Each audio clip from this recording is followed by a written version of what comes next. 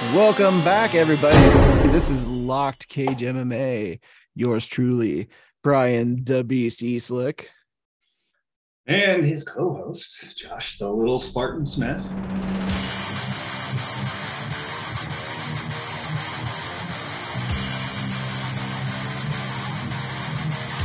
we say host and co-host, but we're equals. Don't Yeah, let you're just a co-host.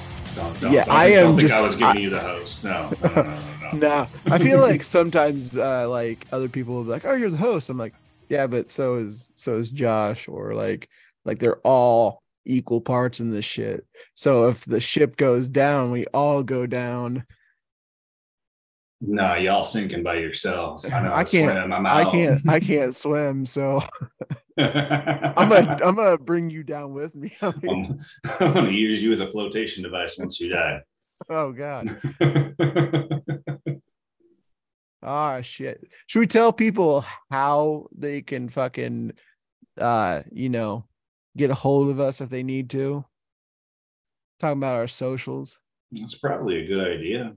That's what's our Facebook? What's going to be Locked Cage MMA on Facebook. And every single one of our production posts are going to be up there for our episodes. So we're on episode 3 now. So that's going to be up here the next few days once we get it through post-production. Yep. And then we're going to have, you can check us out on Twitter. That's at Locked Cage MMA. I try to live tweet during events as much as I can, but sometimes I get to watching the fights and I forget.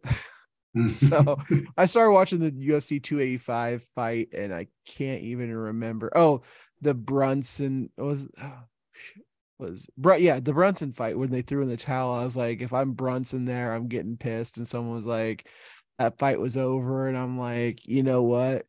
As a fighter, I would be a little pissed if they threw in that towel there. So as a fighter, you don't ever want anyone to know that you wanted the towel thrown in.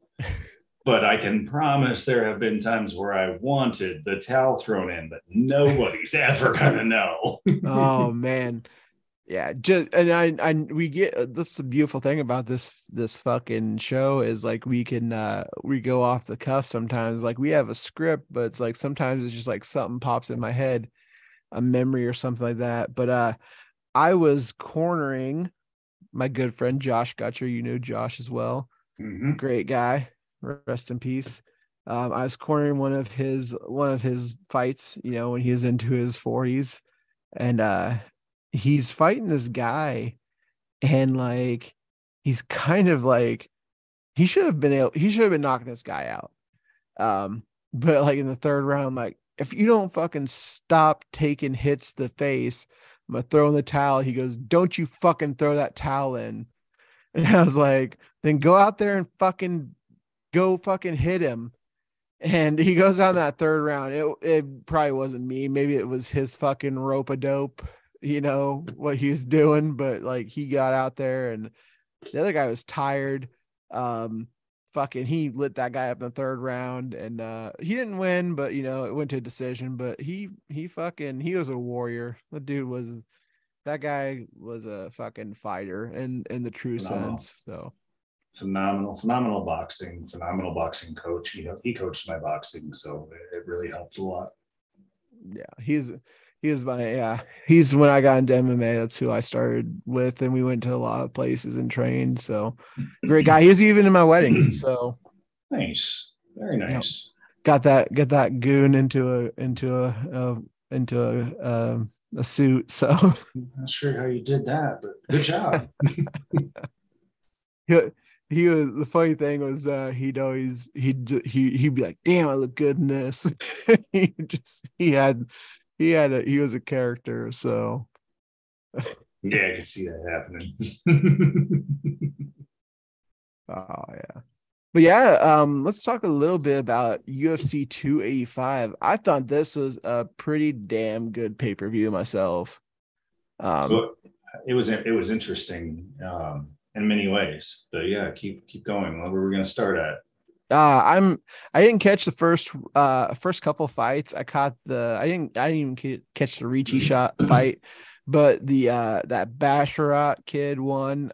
He's brothers with who's the other Basharat brother, but they're related. He won his fight against Damon Blackshear, unanimous decision. Then I, of course, called out the Tabitha Ricci fight. I said she was gonna win. You went with the seasoned vet on that one. Yeah, it's a little wrong on that one. Ricci, like I said, I sometimes I look at the storylines like that, and she's impressive. She is Baby Shark. Mm-hmm. Do. Very impressive.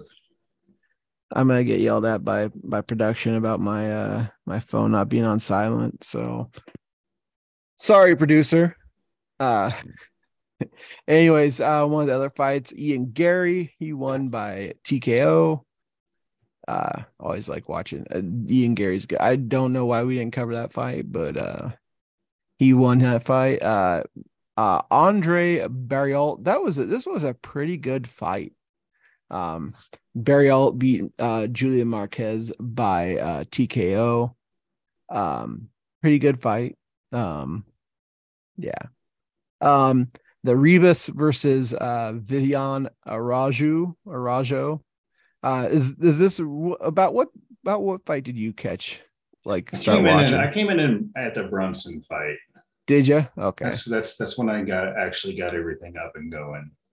So I missed Amanda Ebos's fight, which I was looking forward to seeing that one as well. So I've caught highlights. I've caught videos of what happened. It's never the same when you miss it. You don't get to see it the first time. It says unanimous decision, but I took my daughters out to eat. Or no, wait, what the heck? So I missed every fight, but I caught in at the Barriault fight. I did something. I watched like the first round of the Ebos fight and I had to do something in the middle of it. I came back and they were at the decision and she had won. And I was like, what? She was losing that I felt like she was losing the first round, but maybe I'm not a judge. So, I mean, if you have anything on these fights where I think something doesn't go away and you have a better way of explaining what they might be thinking, go ahead and jump in on that. So, I will. Oh, I know. That's what we got you on here for, not just because you're a pretty face. My face is pretty. You're the pretty one here. Okay. I'm the grizzly big guy. That's how this dynamic works. All right, Grizzly Adams, let's go. You just looked at like I thought you were gonna say something there. You just never did. So there was just like crickets in between. I like to leave you with awkward silence sometimes. Makes me feel good. All right. So next we had the Dricus Du Plessis versus Brunson fight. Yeah. I think Brunson looked good the first round.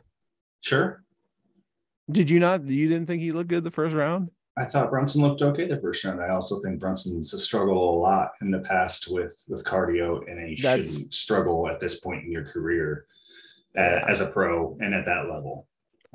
So it's either he's getting to a point where he can't keep up with the cardio, or we're not doing it. I'm guessing it's the first. I don't know if it might even be the second.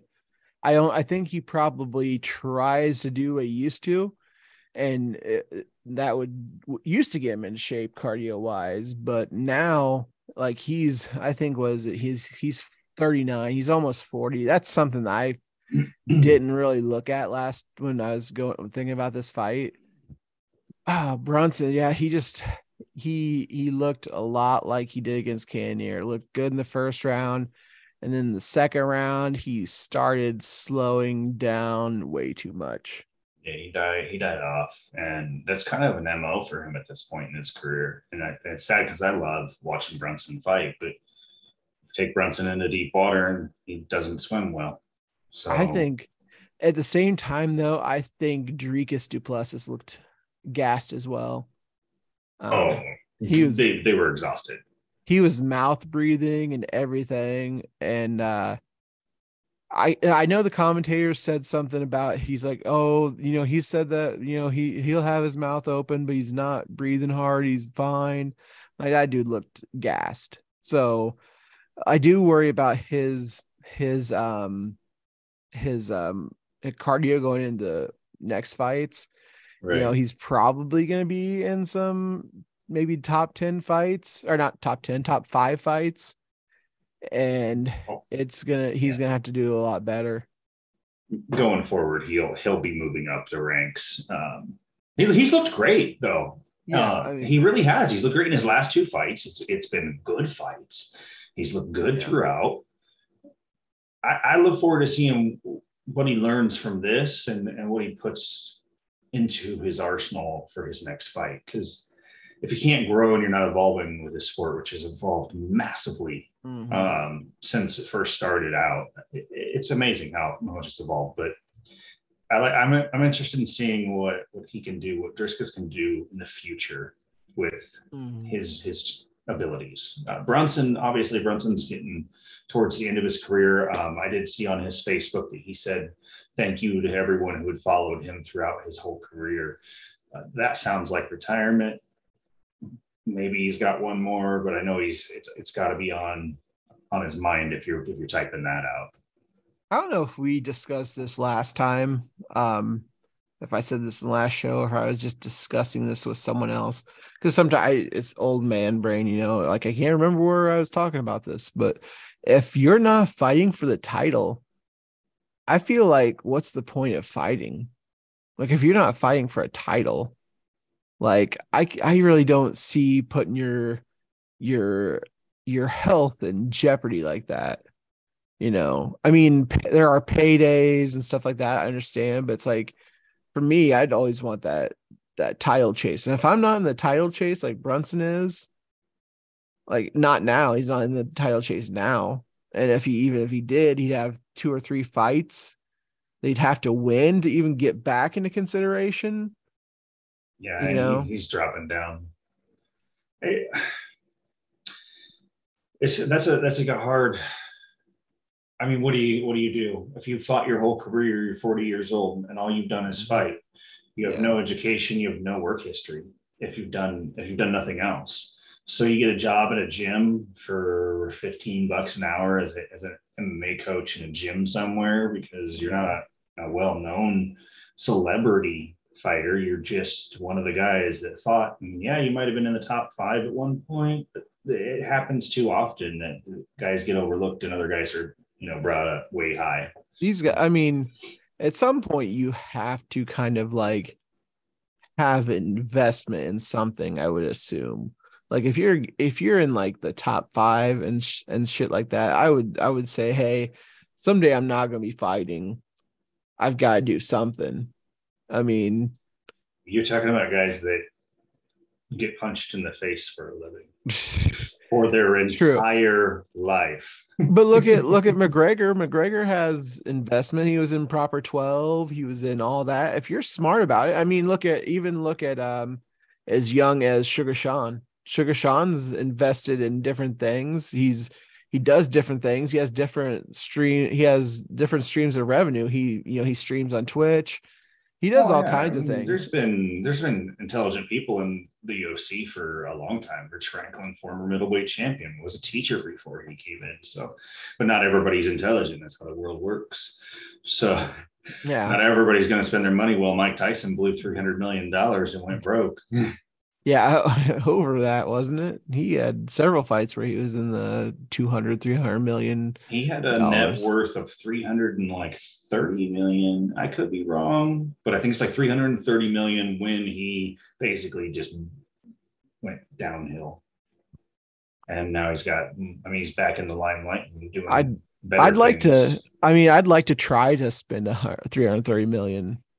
When you, It's mind boggling to me. yeah, I mean, my career wasn't long enough to kind of decide if, like, if I was at that point. I mean, obviously, I knew that I was never going to be in the UFC. That's kind of like, I guess, why I kind of stopped fighting. But like, um, I mean, I did love the sport, and that's why I got into the sport. I guess that'd be kind of, I guess, the reason why you stay in it. Um, I guess I turned casual, when I think that way. But like, No, there's I nothing mean, wrong with that. but like just thinking that way. But I mean, like, I don't know. And maybe it's because I'm older now. I think about all the time about like, should I be investing my money and stuff? It's like, how are these guys not investing in like a gym or something like that? Because I know there's like the bigger cities, the gyms, the MMA gyms, especially if you want to get them, they're pretty expensive. So I don't know, but I mean, Well, no, absolutely they are, and that's a problem with just how our culture kind of is, right? I mean, we're not teaching people how to invest your money and how to retire. We're teaching people how to get up and go to work every day. So that's a whole different oh yeah, monster. and we won't get into that. We won't get into that. We kind of got into a rabbit hole with that. I mean, but it's just I think there should be better fighter education on like their finances. Oh, absolutely. It would be nice if there was a union like the NFL has. Mm-hmm. And fighter pay is really low when it comes down to like the lower guys. Mm-hmm. $2,000 to $3,000 for a fight in the UFC is insane. Mm-hmm. You can make that at a local promotion, Mm-hmm. being a pro fighter and moving around and fighting. So it's only to get seen, and now the platform itself in the UFC is worth a lot of money. So you make it there, you now can say, I've been to the UFC. I was in the UFC. I was on the roster. I fought in the UFC. Mm-hmm. That's huge, and I think that's a lot of times guys don't understand, especially because you hear a lot of the complaints coming from the top of the food chain in the UFC, where it's the champions who make the most money complaining that they're not getting enough money, Mm-hmm. and the lower guys are getting shit. Mm-hmm. If we can't afford it, it needs to be spread around a little bit more. I think that everyone should get pay-per-view buys, because you're not going to get anything at the bottom of the card. You know what, 10 people bought that for you back in, where you're from. And that's just how it works. That's how it starts. Mm-hmm. But they need to have better health care. There's none. You really need to help with more pay for fighters. It'd be a huge thing to help them out. Yeah. Let's move on from, because we could talk. I feel like fighter pay is a episode we could just do on its own. Yeah, we probably it's got so much to it. I'm gonna tell you what, the next fight was Cody Garbrandt versus Trevin Jones. And I'm gonna tell you what, I was thoroughly impressed with how Cody Garbrandt looked in this fight. I feel like he had good timing. He had he looked good. I think he was trying to avoid getting punched. Threw a lot of leg kicks I saw, but I feel like he looked better than he has in a long time. Yeah, I think sure. his timing was great. Sure. Sure. Okay. Sure. You go on your spiel here. I don't know how Garbrandt's washed up. Garbrandt's washed up. He struggled with somebody who is not championship level, and this is a guy who just had a championship wrapped around his waist not too long ago. I don't know what happened. I don't know what needs to change, but did he look good? Sure. He looked good. He got a decision win over somebody most He people was wouldn't know. Probably gonna get cut, honestly, here pretty soon. It was a bone for Garbrandt. I 100% believe that they threw him a bone. I'm not trying to be rude or mean about it, but he should have chewed up the bone. He didn't chew up the bone. Even I said that last week. I think they're throwing him a bone here. Yeah. But he did look good against someone who's not that great, but he did have good timing on a few things. His chin still looks suspect though. He in that third round, close to the end of that third round, he got clipped and he played it safe for the rest of the round. He did, and there's nothing wrong with. I know a lot of people complain about Garbrandt playing it safe, and I think he did basically play it safe the whole fight. Well, that's fine. You can't do what Cody Garbrandt has done, which is go out there and basically go balls to the wall, haymaker, perfectly timed haymakers too. But sometimes when you throw in those big, massive knockout punches, you get caught too, right? So Yep. that's the game he played for a long time. Great, we love to watch it. We did. Now look what happened. He can't do it forever. Now he's not old. What is he? 31. 32, I think was what I saw. I mean, that's not very old to be. And I don't think he's washed up. I think he needs to change his method. Is all. He had some takedowns in this fight too, some good. What and like when I was saying timing, he had the timing on the takedown good. He just it's I don't know if he didn't want his maybe his he was unsure of his cardio or what, but like he seemed like he should have done something with those takedowns. I think he had two takedowns I remember, and they were like good double leg takedowns. Maybe he caught a leg or something. I can't remember. I know he had at least two takedowns, and they looked really good. But then he didn't do anything with them really. No, and his wrestling should be outstanding. I mean, is he still with Alpha Male? He should be still with Team Alpha Male last I I think heard. that's what Sherdog said. He was with Team Alpha Male. That's His literally what like Uriah Faber and like Chad Mendez. I mean, we're his talking about like all these big wrestlers. his fucking if you ever look at his fucking Sherdog picture, it's the fucking goofiest fucking thing ever. Oh my god. I'm gonna screen share just for a second here just to show you how fucking goofy he looks. Let me see. There we go. Does it show? Does it show him? He is happy. He is fucking happy right there. He's like, hey, buddy. That must have been taken when he was winning. No doubt. All right. How do I unshare the screen on here? I think there's a spot I can just I'm a professional zoomer here. Where we go here? Come on now. Oh, there it is. There we go. And how do I get back to our video here? Just I don't know what I'm doing here. Go.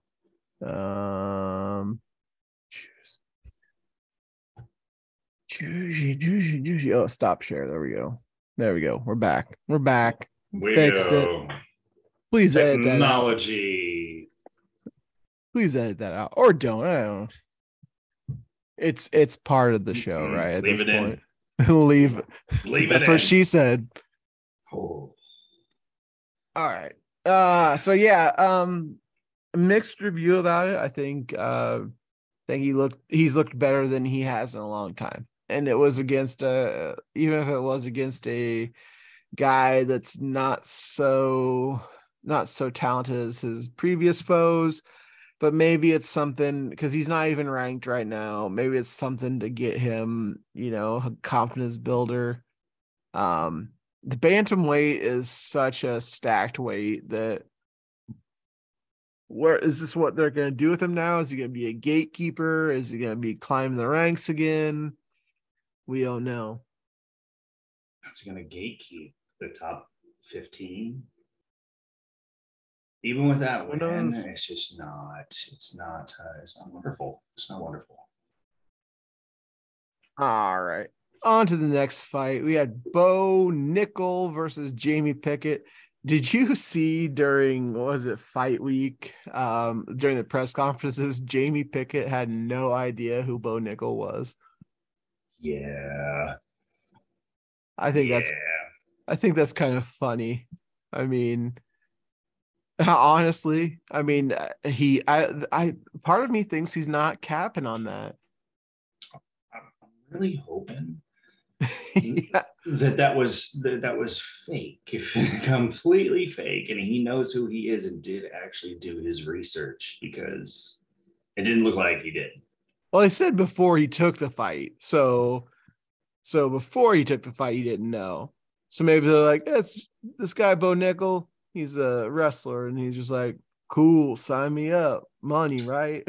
I can see that. I can see that. But this was a good fight. The one thing I would say about Bo Nickel is he has to get better with his submissions.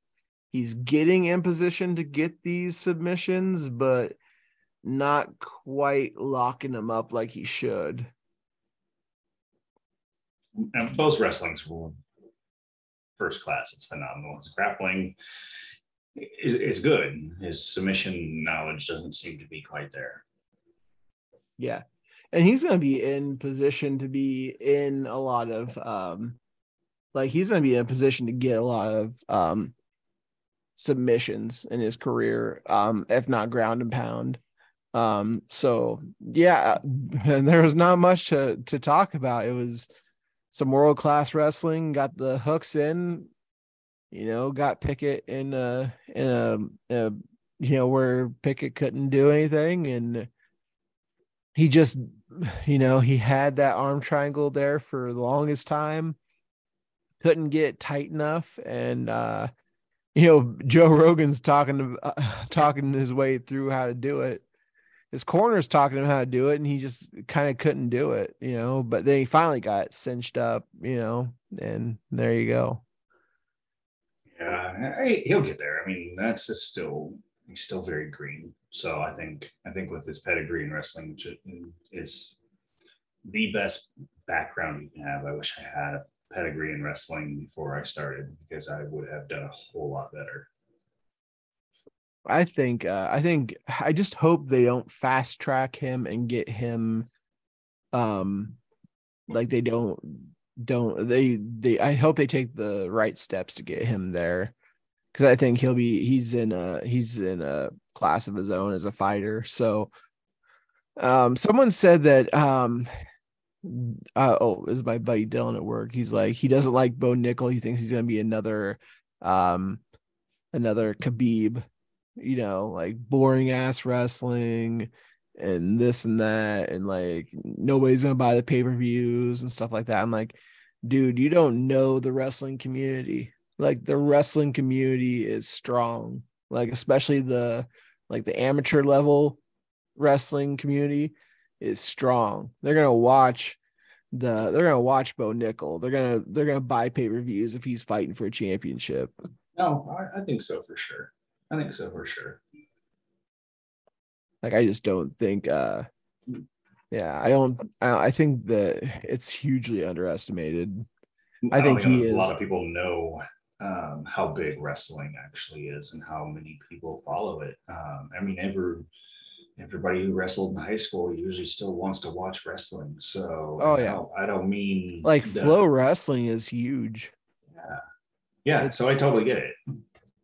So I don't know how much, like, I don't know the story about Flow Wrestling, but Flow has a ton of stuff now. They have Flow Grappling, they have Flow Wrestling, they have Flow. I think they have just a bunch of different sports, but like Flow Wrestling's got to be one of their biggest.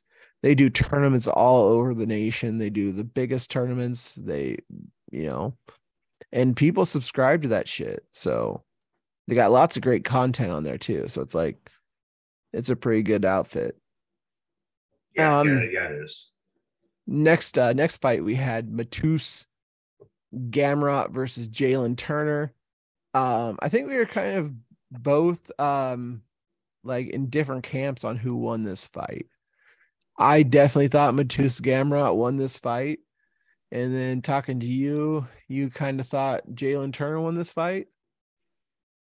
Yeah, I thought Turner, and now before I go into this and tell you my reason why, let me just let everyone know that I'm the only one on this podcast with a referee and judging certification.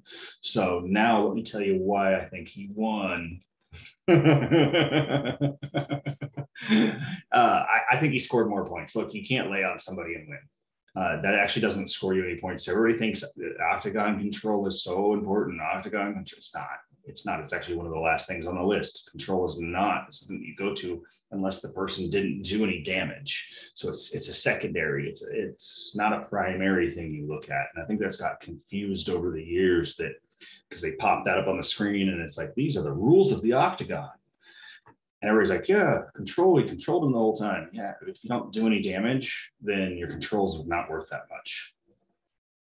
I feel like Matus had, like, toward the second round, he was throwing in some punches and stuff, even in the third. Like, I mean, I feel like he did enough to get the decision. He did get the decision, so it goes back to, I mean, I can punch somebody all day, but if I'm just throwing pillows at them, it's not going to do anything, right? You're talking about Rob Font. That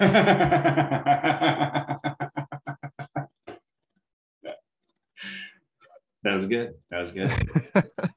Dude, I love Rob Font, but he has no nothing behind those punches. The fucking slickest boxing in the game, nothing behind it. I mean, there's a lot. I mean, look at John Jones, who just moved up, and we'll talk about him, but he doesn't have a whole lot behind his punches. He doesn't, it's volume. George St. Pierre really never knocked anybody out.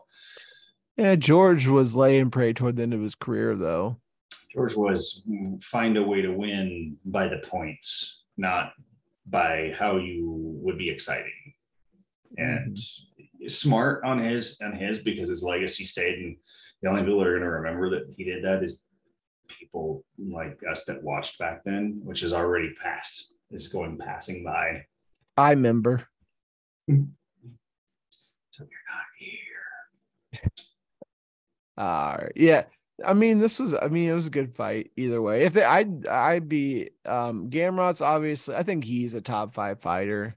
I think he's a great fighter. I think Jalen Turner is going to be in the top 5 here soon too. I think he just needs another fight. I think what's so his length is so unique in this division.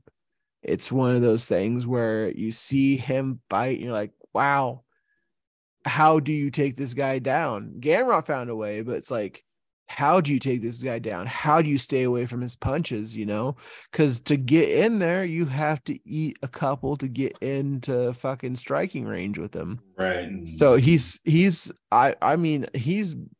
he's possibly a future champion. I could see that. And I'm not trying to take anything away from Gamrot. I believe he took that fight on 10 days notice. Yeah. So that's huge right there. It's just from an actual personal perspective of it, looking at the TV, which is a completely different angle than every single one of those judges. It's so much easier to judge a fight from home. But I thought Turner won that fight just on sheer points. But I think he mainly took that fight because he just lost to Dariush, and he wants to stay relevant. He wants to stay inside that top 10. That makes sense. Yeah. I mean, and he's got a good win against Sarukian, and Sarukian has a great fight against Islam. It's like he's got an impressive resume. He's beat Jeremy Stevens. He's got a good enough resume to be in that. That's unfortunate. So is everyone else. Has beat Stevens. He does hold the record for most losses in the entire. Oh yeah. I'm thinking of someone else. I was thinking of Wonder Boy. No, I don't know why I was thinking of Stevens. So Wonder Boy is 170, right? Yeah. Okay, so I just mixed up my guys in my head. I don't know why, but yeah, Stevens. Amazing. Yeah, Wonder Boy is a good fighter. He's kind of in a unique position where he's not quite fighting for a title, but he's kind of also not losing too often. It's like he's in that sweet little spot. Yeah, so hanging out in the middle. Yeah, you're right about fucking Stevens here though. So yeah, that's crazy. Like I said, it's unfortunate because he had a fighting. His style of fighting is a lot like Garbrandt's, right? Same kind of way. He's super fun to watch. Oh yeah, but it hurt his career because he's so fun to watch. So that's why I say it's unfortunate because he is fun to watch. But then you get to a point where you start getting beat, and people are like, "Hey, you're losing too many." And this is an unforgiving sport. I mean, Oh yeah. 4-fight skid and you've lost your paycheck. So yeah, and fans are really unforgiving too. They're some of the worst fans I've ever seen in any sport. I'm going to be 100% honest. MMA fans are assholes. I mean, I've never seen anybody go on an athlete's page and just ridicule them nonstop. Like, it's like, oh, you didn't do well. What did you do? Did you get in there and fight? No. I mean, my favorite sports team doesn't get crapped on because they didn't have a good game. I don't understand why we do it to fighters. You're a fucking Chiefs fan. You don't have to hear it that often. You shut the fuck up. Yeah, I heard it for many, many, many, many, many years. Hey, I still hear it. Okay, it's been over 2 decades. I still hear it. Okay, it was my entire life. We have not been to a Super Bowl since 2002. It's over 2 decades now. Or it's right at 2 decades. We haven't been to one since what is the date? Last year. Shut up. What, last month? Oh yeah. Anyways, Shavkat Rachmanov versus Jeff Neal. I thought this was a good fight too. This was an awesome fight. I got to see every bit of this fight actually. Oh, me too. I had it on my phone, but it was freaking phenomenal. Jeff Neal, warrior. Exactly. Way to go. He got his bonus paid out. He got paid his. That's what I heard. That's what I heard. Because he didn't make weight, but he put on a show, and Dana's like, "Here you go. Here's your money." Yeah, I mean, that's what I like about Dana is like I feel like in the past he's been like that stickler, but anymore now he's like fuck, if you're making us money. And 285 had to make him good money, Jones returned and everything, and the fucking fans were into this fight. Everybody saw this fight. Everybody loved this fight. Shavkat has probably one of the best chins I've seen. Took some fucking haymakers by Neal and just was like, is that all you got? He is phenomenal. I was impressed that he was still standing. I think Jeff Neal was impressed that he was still standing. He was like, wait a minute, why are you still there? How are you still there? But that choke at the end was phenomenal. It's all standing. You just don't see that. And that's the sheer strength and power and technique that he has to be able to get that while standing. I know Jeff Neal's probably exhausted at that point too, but oh yeah. You could tell he was exhausted. There was 43 seconds left in that fight, and I don't think I think he was like, he knew that he was going to lose that fight. He fucking, not that saying that he had that fucking sub in tight, and it was just like, he's just like, fuck it. I'm not going to fight this too much. I'm exhausted. Fucking had a great fight. I'm not going to win the scorecards, but that was a great fight. Both men deserve to be praised, and I love that they did get praised. Dana does a lot of backroom stuff. Mm-hmm. I think people are like, that's this one thing you miss is he helps a lot of people out on the side. Yeah. Who was that guy? He helped that heavyweight guy, the one that just his wife had passed away, and is it like Barnhart or something like that? Yeah, Barnett, maybe. Yeah, Chris Barnett. It's good Lord. I know who you're talking about. Yeah, I'm pretty sure it's Barnett. But yeah, he helped him. He gave him a bonus, and he's like, he didn't even know that his wife had just passed away, and he's like, I wish you would. It's Chris Barnett. I like that. I like that dude. They were saying, one of the guys, I was watching predictions and stuff before, and they were saying he oh, he just lost to this guy and he shouldn't have lost to him. Turns out that fight was the fight that he had just lost his wife, and he was like, probably wasn't in the right place at the time, so I thought the same thing when that happened, because he couldn't have been in the right place. There's no way his brain was okay. Yeah. Huggy Bear / Beast Boy is his nickname. I like that guy though. He's such a feel good story, He's got a good personality too, and just Oh yeah. one of them smiles that'll lights up the arena as he walks to the cage.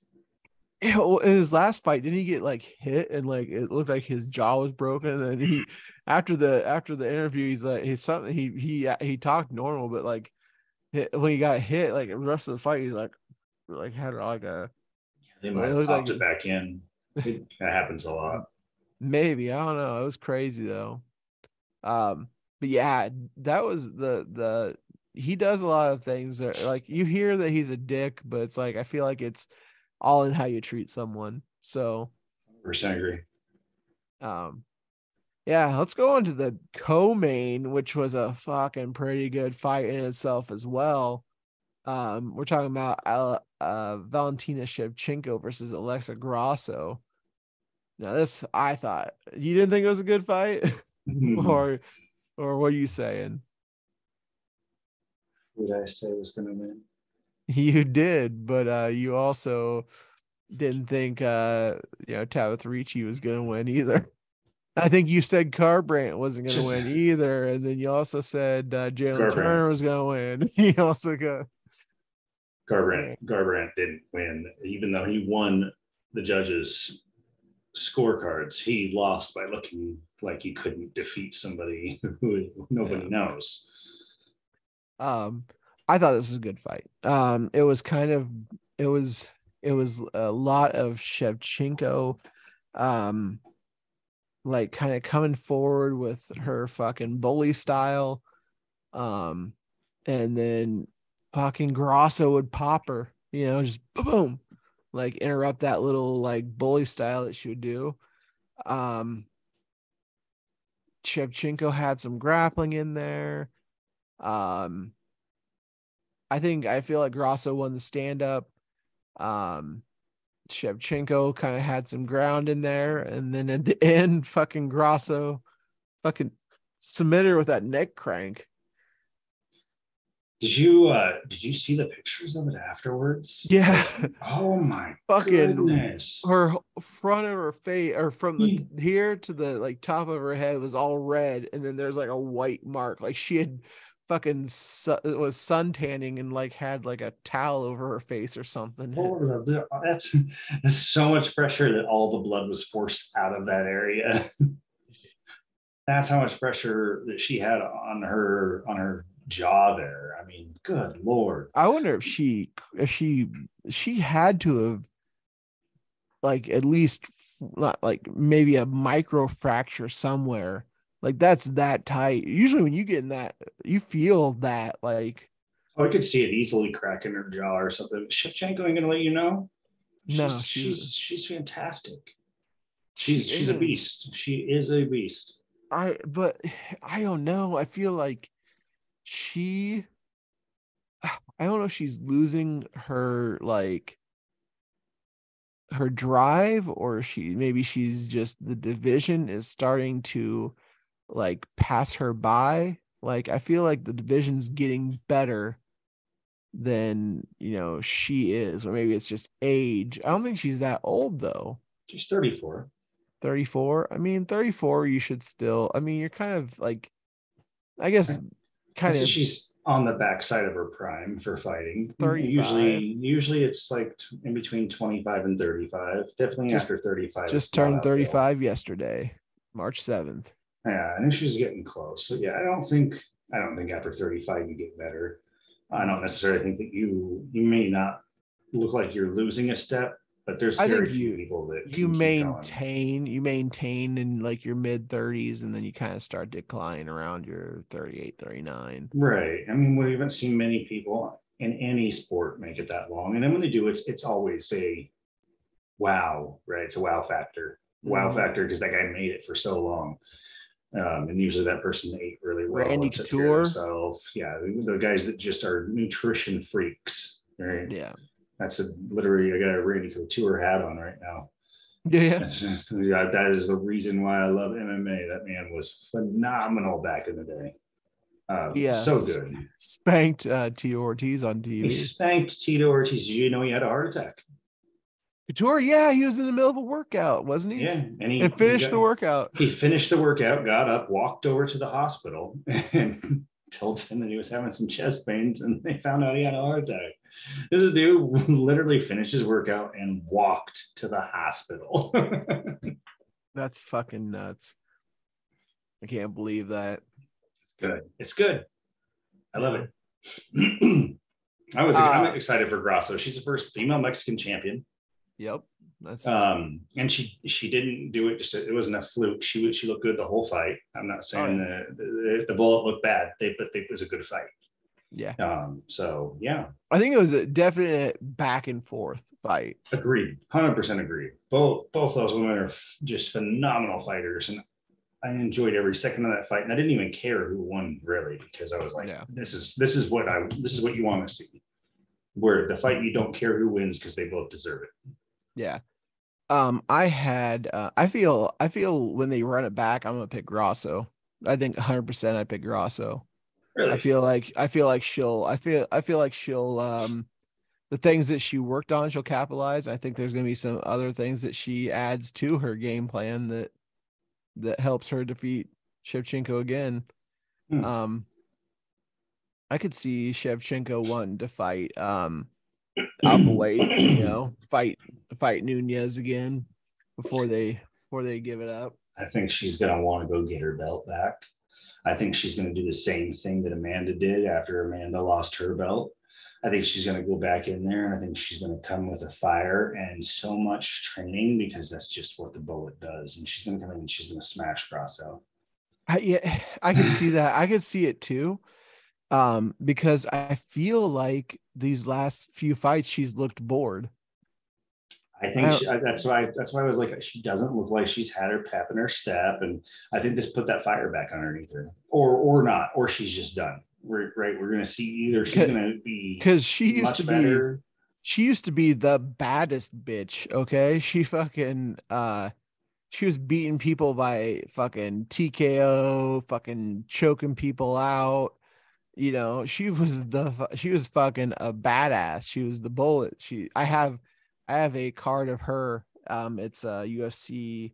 It's signed by her. It's nicknames, and it says the bullet. She signed it the bullet, and on that card, and it's one of the coolest. It's from the series Striking Signatures, and it's one of the coolest cards I have. I have her, and I have Adesanya.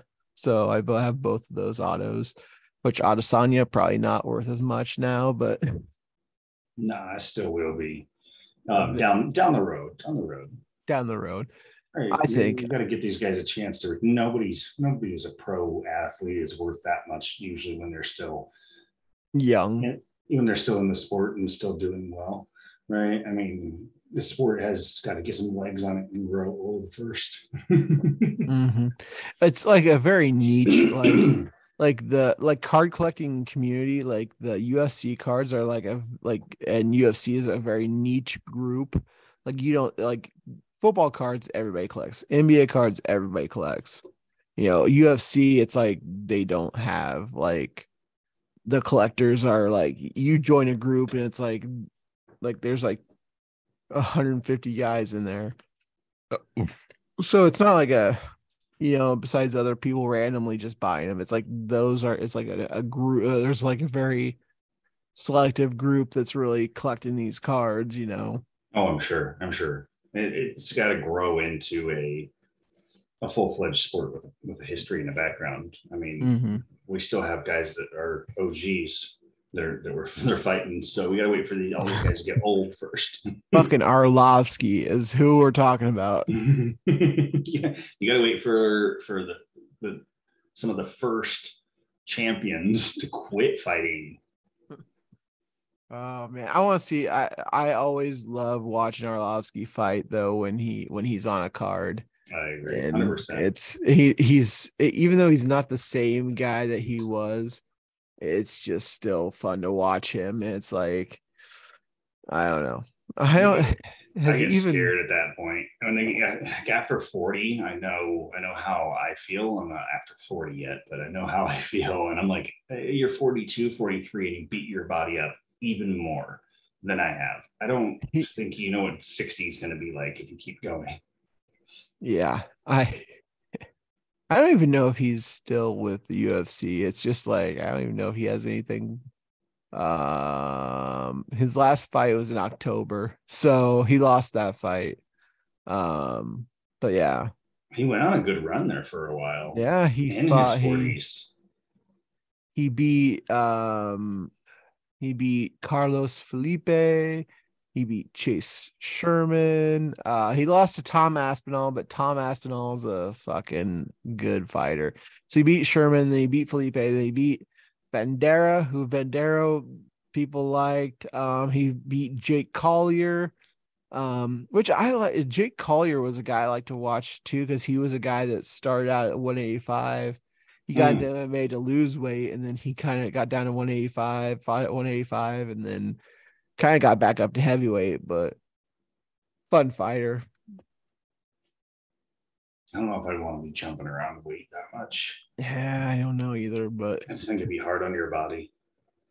um, we got. I guess we kind of got to wrap this up. We're running into about our hour. The main event was John Jones and Cyril Gahn, and I'll if you want. I know I've covered a lot of these fights. If you want to take over this fight and kind of talk about what happened, I'll give you my input on it after that. Sure. So I had Jones winning this fight. I had Jones winning this fight in the first. I said that, and I was still surprised. I feel like John really made Cyril Gahn look like he didn't belong. And I'm not a John Jones fan. Don't like. I'm not a big John Jones fan. I'm a talent fan. And John looked phenomenal. And also scary thing. Did you see the Henry Cejudo video that came out that showing the exact move? But this was actually prior. This is what they trained on how to beat Cyril Gahn. So now the question is he dispatched Gahn so quickly?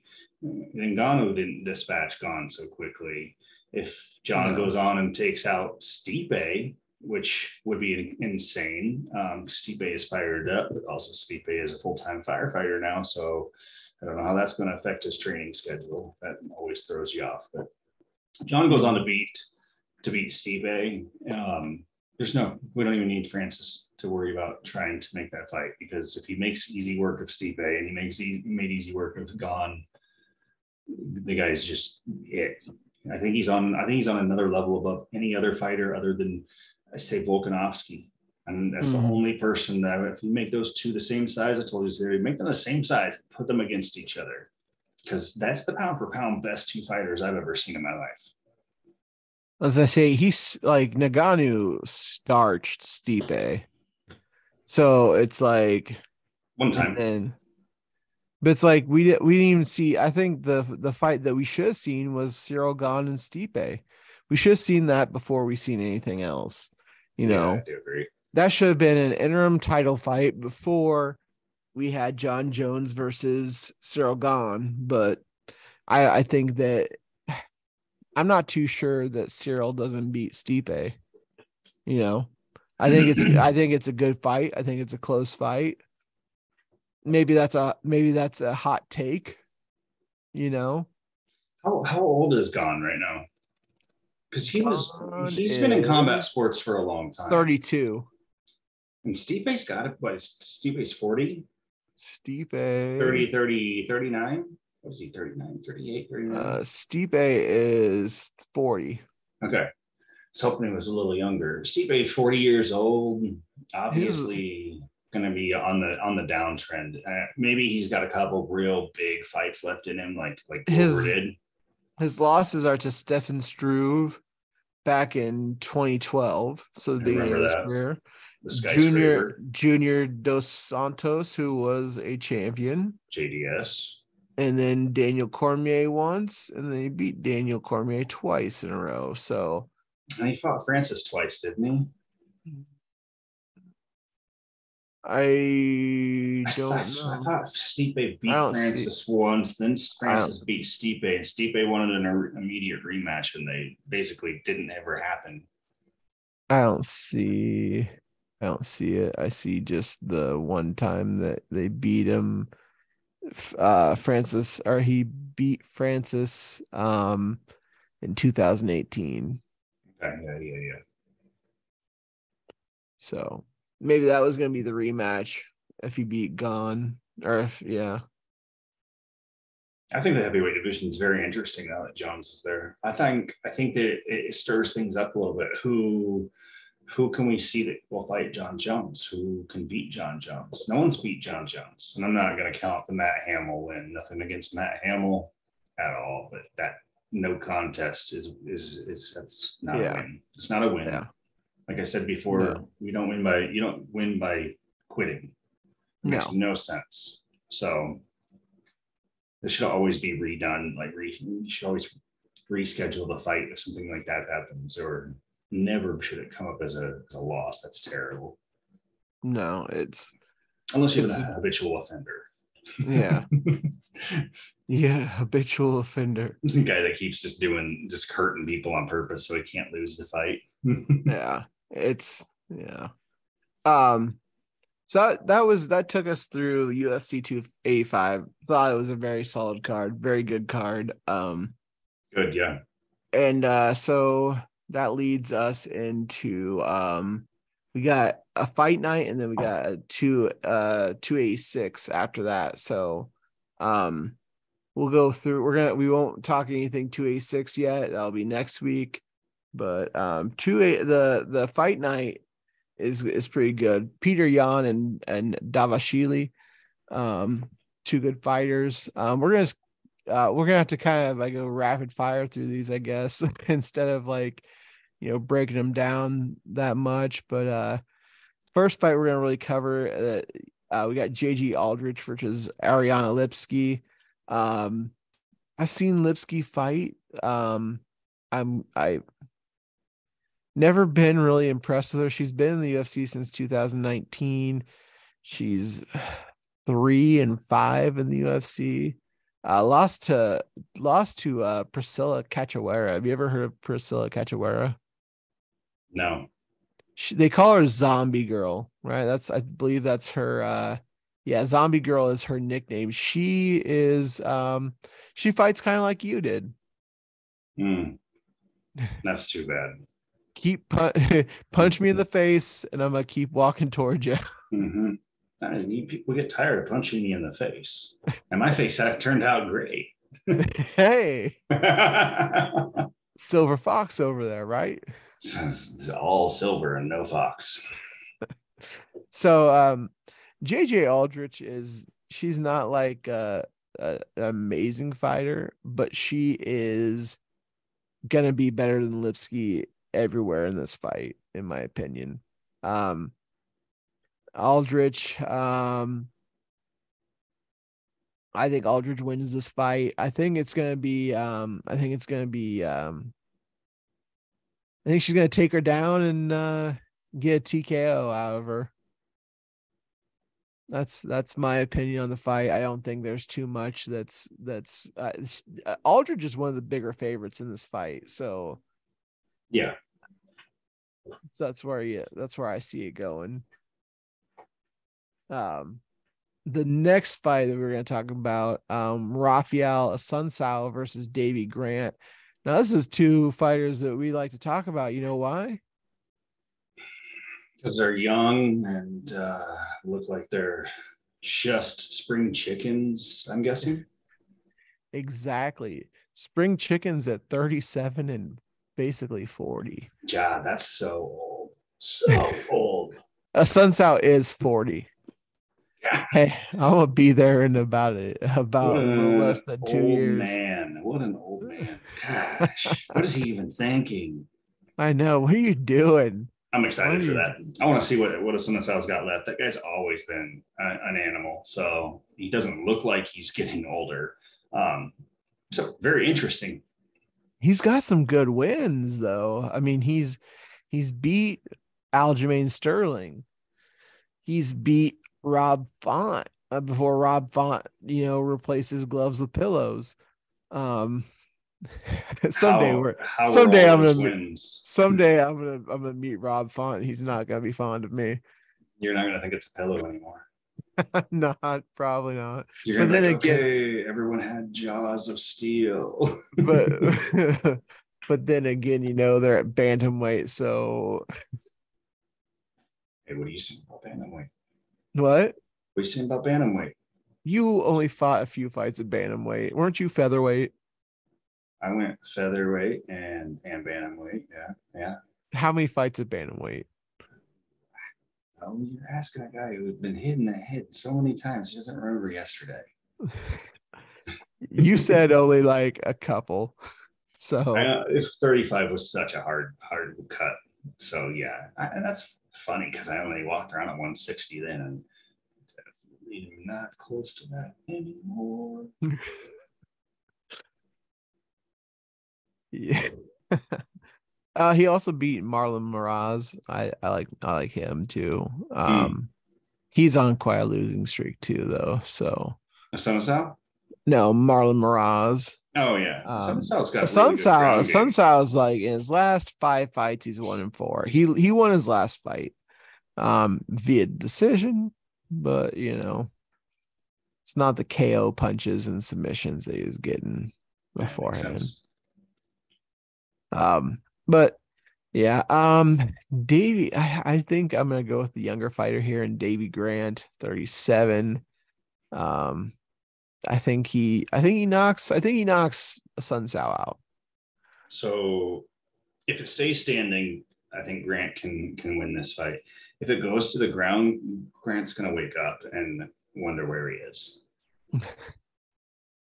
I mean, 10 submissions for Sun Sao, 14 decisions though. So I mean, He's a grinder. he's only been knocked out, I mean, 3 times though. So I mean, can't say too much about that. I mean, Now he'll his get you down and he grinds on you. yeah, okay, so in his last 3 fights, he's been knocked out twice. So he got knocked out twice and then he won one. So I think, if Grant keeps standing, it's gonna be his fight. If a Sun Sao gets it down, he can definitely either submit him or grind out a decision, Yeah, yeah. control time. I think this fight can go either way. I think it really depends on where it is. But Asano is just so good on the ground, and he's so strong, and he's just a tiny, short, little fucking monster. Yeah. Um, but yeah, and then we were gonna talk also about Saeed Nurmagomedov versus Jonathan Martinez. Saeed's actually a pretty big favorite in this fight. Interesting fun fact about Saeed. Did you know he only has 2 takedowns in the UFC? For him, That's only his last name's Nurmagomedov. I almost couldn't pronounce it there. you almost couldn't say I couldn't pronounce it. That's pretty. I am It's a stumbling. struggle. It is 11:13. You could take your old butt to bed, but I got That's crazy though, is I have to take a couple little melatonin gummies to actually go to sleep. I am like wired to go to bed like 1 o'clock in the morning. So I don't know. You probably fall asleep on the couch, don't you? no, I make it to my bed every night. You make it there about 7 o'clock at night or what? I'm normally in bed by now. This is my late night because I look forward to just talking to you about MMA. I do too. We give each other a little shit and then we talk about MMA, so that's a great thing. I want to say Saeed wins this fight. I think he's had some good battles. He beat Sayukub Kakramanov. That's a mouthful to say. I don't think you should say it's a mouthful if you just said cock. The kids nowadays just say pause. So if you hear something like that, just be like pause. Maybe we could edit that out so it doesn't look so bad. But no, I think I agree. think, We're on the same page on this one. I think Saeed's I know a lot of people are picking Martinez, but I think Saeed, even though he's not the wrestler kind of build that Dagestani is. I think that he's got the striking that nobody does. So in his camp. And I mean, I feel like Saeed's a good pick here, a good I think they're gonna try to kind of push him up in the rankings too. I think with his last name, they're gonna want to get him in there. Isn't there another Nurmagomedov in the Umar, bantamweight division? Umar, is Umar the one that's in there he's too? in Bellator. Oh, is he? Yeah, Did he get cut by the UFC? I believe he had like a fight or something in the UFC. I want to say that Umar was in the But fight he's like, not too long. I mean, he's the champ. I think it's Umar. Uh, Mm, Actually, I think he was the champ of Bellator. yeah. No, Umar's in the UFC. There's No, some he other just one. fought. He just fought in UFC Fight Night 217, Strickland versus Imanov. There's too many of them. Yeah, there is a lot of them. He just fought a Barcelos guy and beat him by KO. So yeah, Umar is a bantamweight as well. No, I think sorry, he's it's more Usman. impressive. I think he's more impressive than Saeed. So there's that. But yeah, I think Saeed wins this one pretty decently. I think he surprises a lot of people. His last fight against Kakramanov was a pretty good fight. So I think he takes this one too. I agree. The next fight we have last week we talked about this when we had Nikita Krylov versus Ryan Spann. I'm gonna stick with Spann on this one. I don't know how well Krylov recovered from his sickness, you Hmm. know. I'm gonna stick with Spann. I think he's a guy that you always count out and he always pulls out the win. I'm gonna go opposite just for shits and gigs. But uh, if I was gonna say who I think is gonna win, I can't tell you. I can't Yeah. tell you because I think this is a very good fight. I'm actually that's one of those ones I'm excited for, is because So I don't have it's anything either way. it was a main event for the fight night before Krylov got sick. So I mean, you're getting basically two main events on this fight card. Mhm. So Absolutely, and that's going to be really nice. You're getting a lot of good fights on this, and this is just a fight night, which is wonderful, right? I mean, pay per view quality top of the main card, so that's nice.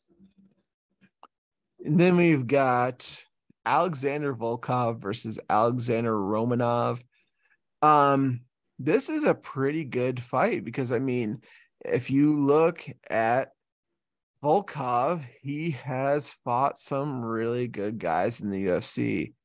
He's fought Roy Nelson, beat Stefan Struve, beat Fabricio Werdum, fought Derek Lewis, lost to Derek Lewis, um, beat Greg Hardy, who I fuck Greg Hardy. You know, I don't care. Lost to Curse Blades. Curse Blades a good fighter. Beat Alistair Overeem. Lost to Cyril Gahn, who apparently is, top tier heavyweight, quote unquote. Lost to Aspinall, and then he's beat Jarzinho Rosenstrike.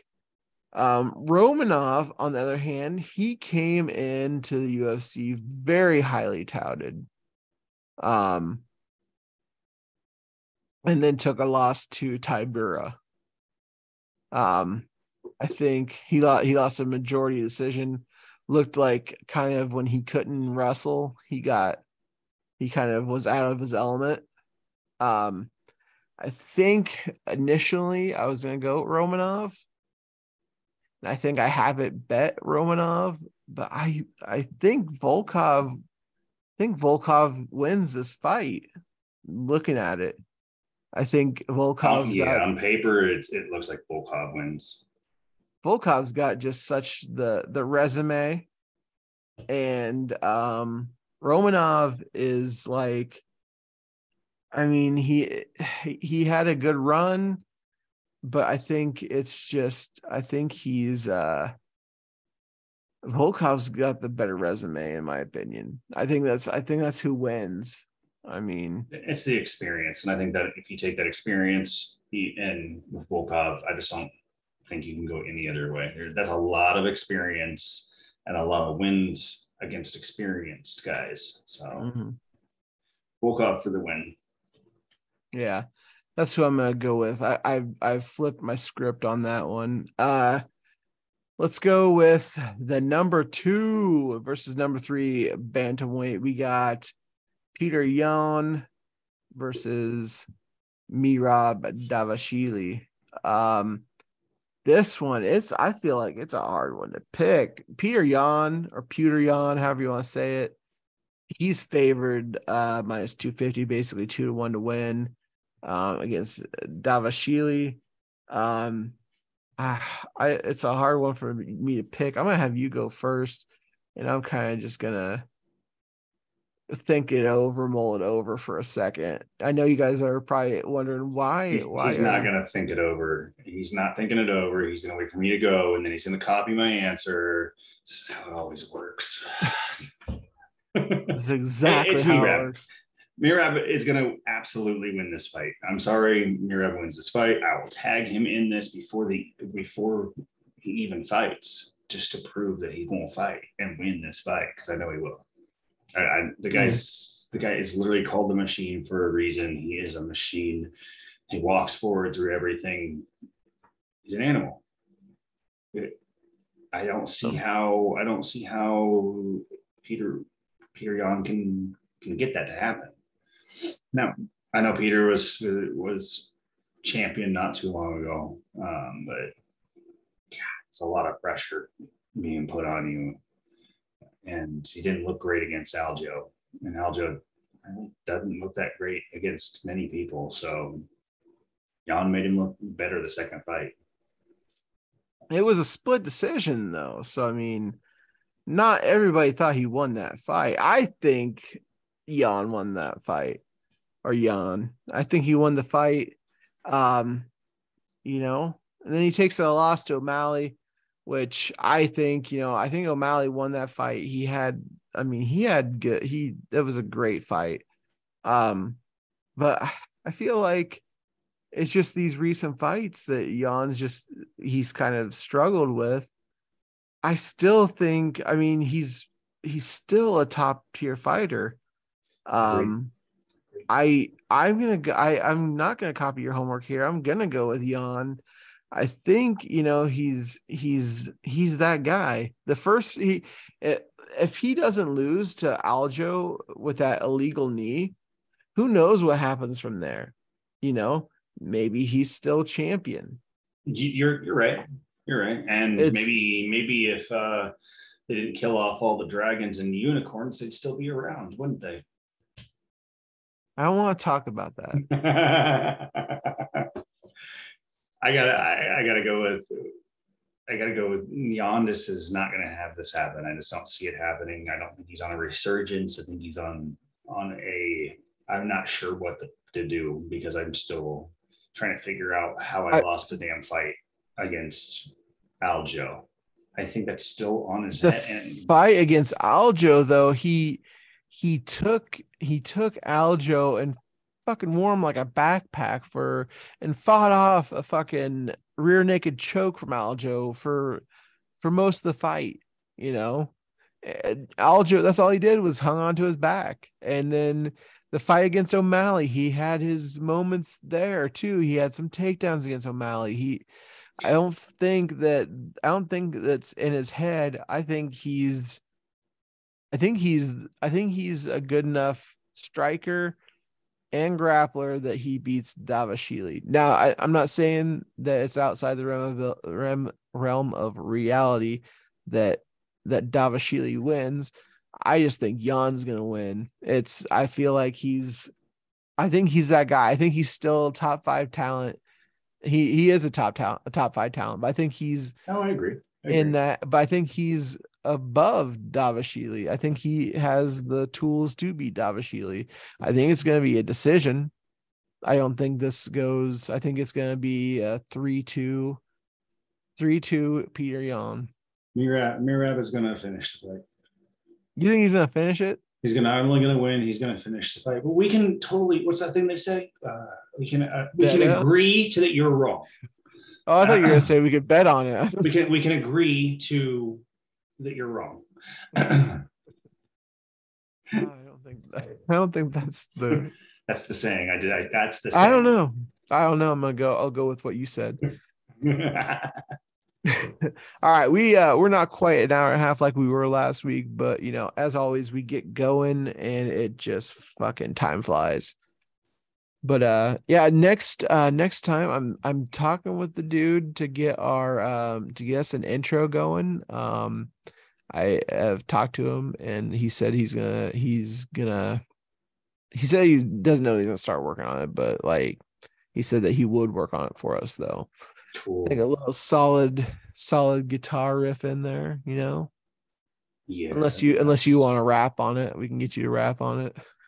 Hey, there is no rap age now, so you gotta look up Pete and Boss from England, and you'll understand. All right, until next time, guys. This has been Brian, the Beast Eastlick, and Josh, Little Spartan Smith. Have a good one.